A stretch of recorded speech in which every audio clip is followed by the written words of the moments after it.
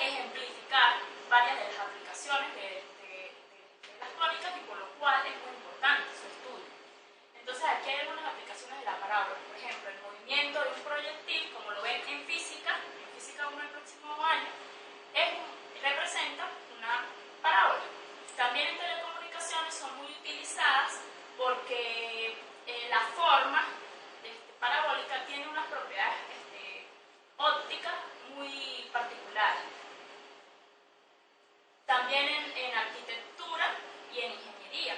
Por ejemplo, el Arco Gateway, que es una de las estructuras más altas, fue construido en base a una parábola.